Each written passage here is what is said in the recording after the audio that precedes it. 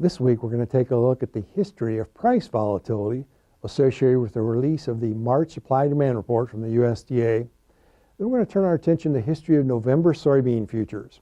We'll also take a look at the crop insurance price that was just set in February. We're going to take a look at U.S. weather trends as we enter the month of March, turn our attention briefly to harvest progress in Brazil, and wrap things up the review of U.S. soybean exports.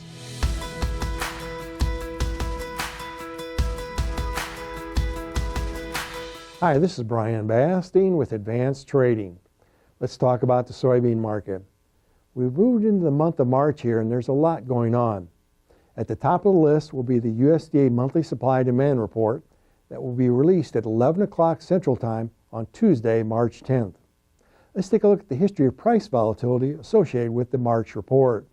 Now, what we did with this slide was look at the change in May soybean futures on the date that the report was released compared to the previous day, about over the last 10 years. You can see there's a few years there where markets don't move too much, but there have been several years here where there's quite a bit of price volatility, 5 tenths, 15 cents, even one year back in 2014, more than that at 39 cents lower. Here's the key message. With this potential for price volatility in place, we strongly encourage you to work closely with your trusted risk management advisor to have your marketing positions in place prior to the release of the report on Tuesday.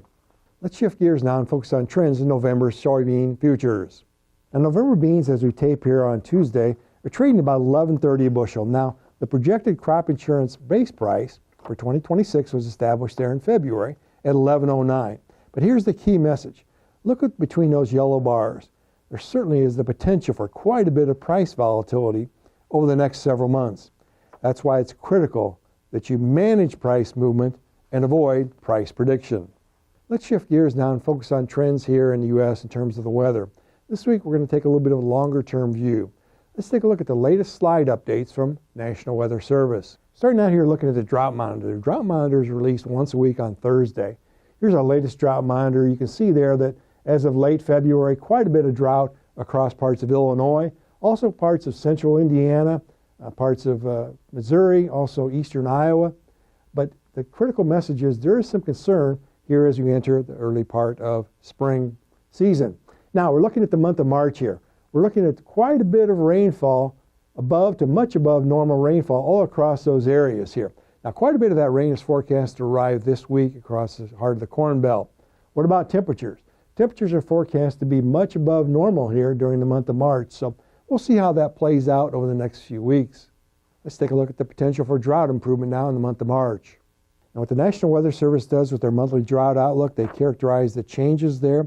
You can see that across Illinois, drought removal is likely across a fair amount of areas, and drought remains but improves across other areas. Same for central Indiana, as well as parts of Missouri and southeast Iowa. So again, we'll follow that closely for you the next few weeks. Let's shift gears briefly now to South America, specifically looking at harvest progress for beans in Brazil.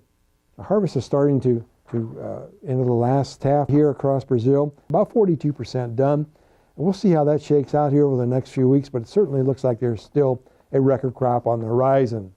Let's wrap things up this week looking at trends in U.S. bean exports. Bean exports continue to be about 30% lower than last year. But again, the key wild card that we've highlighted is China.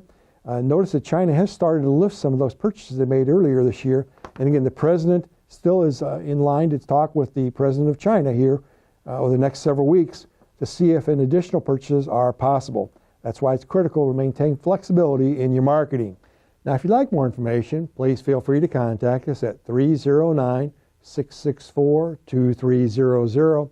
We'll put you in contact with one of our risk management consultants who'll be happy to visit with you at your convenience. Remember, we upload every Wednesday. Make sure to subscribe to our channel to never miss an update.